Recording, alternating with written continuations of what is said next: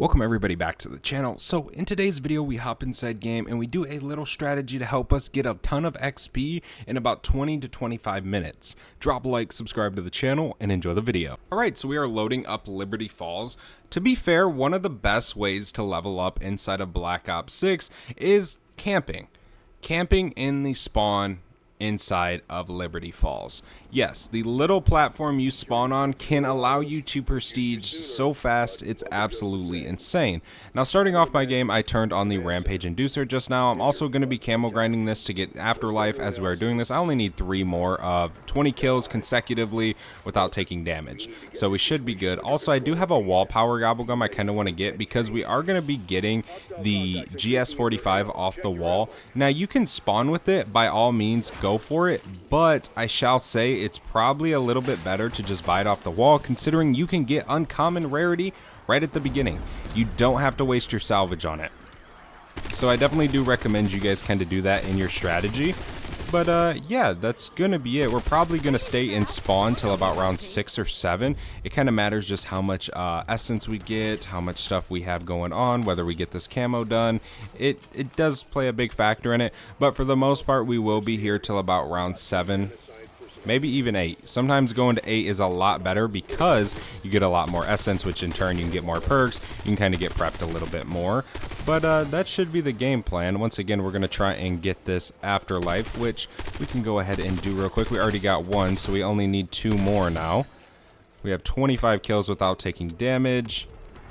We just need a little bit more. We need a total of 60 kills without taking damage, which realistically shouldn't be that hard right now.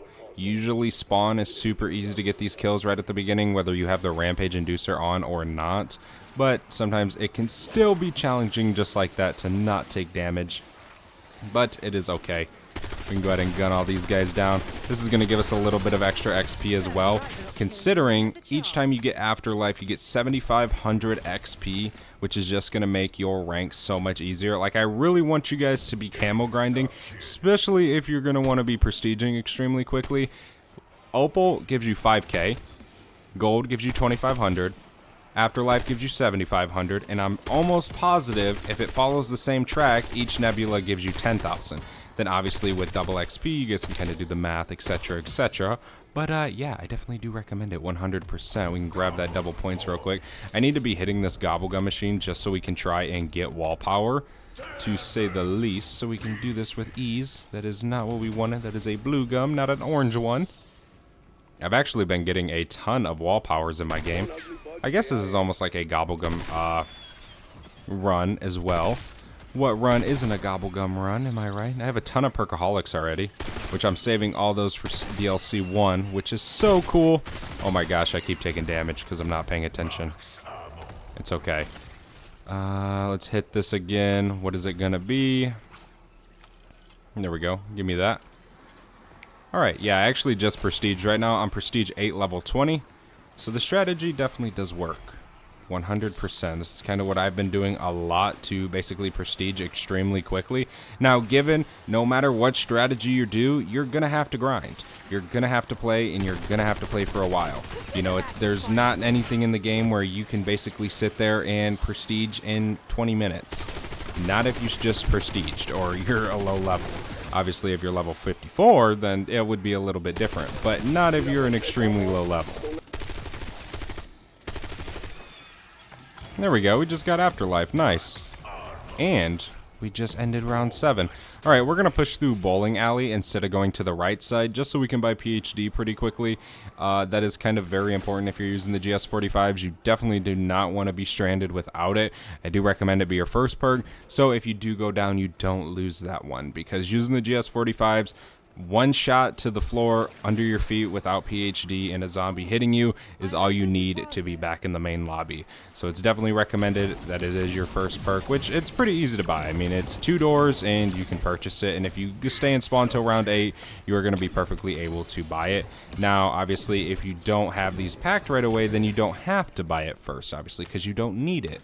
But regardless, it is still nice to kind of set this up extremely fast. I'm going to wait to do that until we hit round 10, which it isn't that far from now.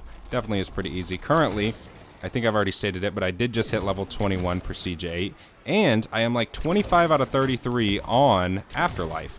So we are almost to the Nebula grind, which that will be a video hopefully tomorrow. If I can get it all done tonight. I'm really dreading the melee bats, or actually it might be today when you guys see this video. I'm not exactly sure when this video will be posted, but just know that I am very close to Nebula as you're watching this video. We can grab this nuke, and then that will allow us to turn up here and shoot this once the round turns, and then we can go buy all of our other perks.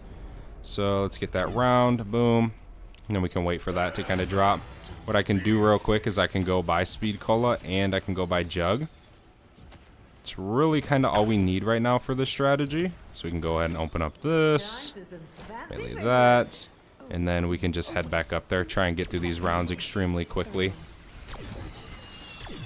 And then we should be good. Definitely shouldn't be bad. Using this strategy, I like to kind of go to either 26-ish to 35-ish. I don't really stay in here too late in this specific strategy. It just can get very overwhelming on the extremely high rounds. The rounds where you have 10 manglers spawn in right at the start can be pretty rough. So again, I do recommend this strategy for XP, considering it goes down significantly in the 30s. But for super high rounding, we do have another strategy on the channel that you guys can use. But we should be able to finish this round very, very soon. These vermin round actually take forever. It is crazy how long these take to actually finish up.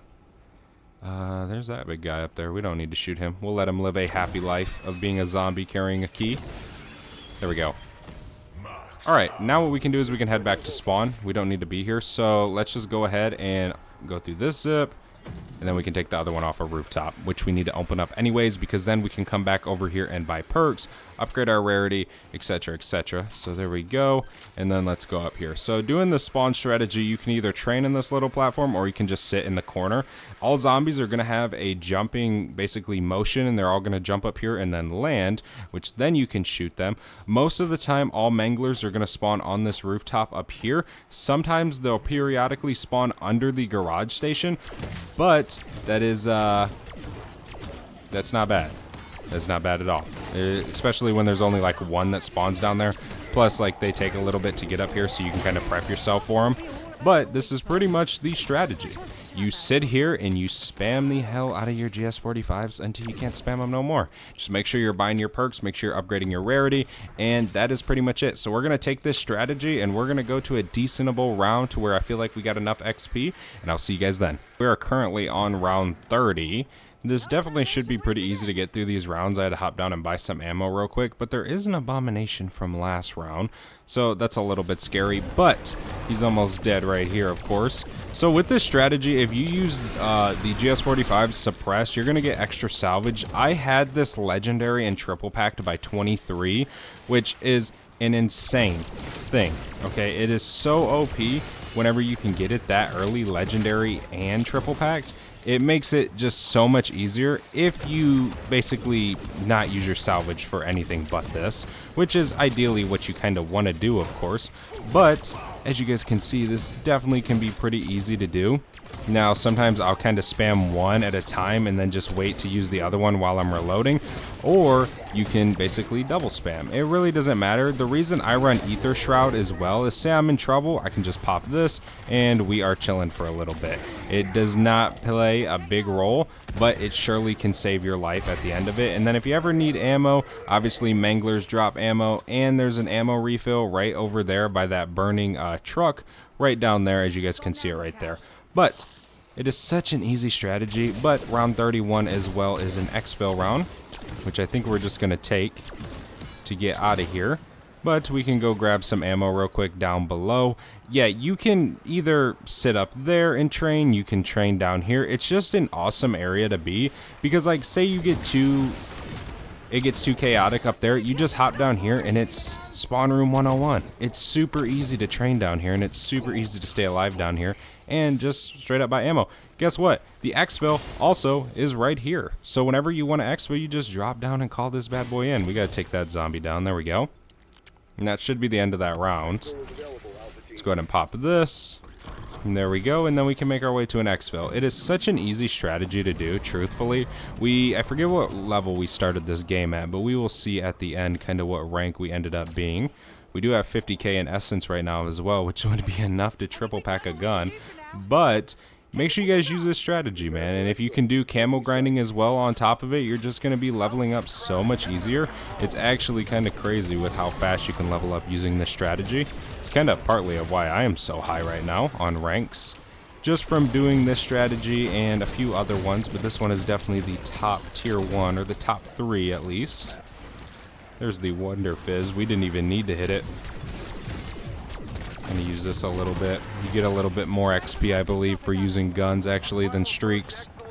But then just to get the safe exit, we can just call this in. Also, Exfilling, you do get more XP, so make sure you guys try and Exfil instead of just leaving match. It's going to allow you to get a little bit more. That could be that amount that allows you to Exfil. There we go. Or not Exfil, but level up. Is what I mean, man. Fighting zombies and commentating is not the easiest thing. There we go. So let's go ahead and head into the main menu and see just how much XP we earned.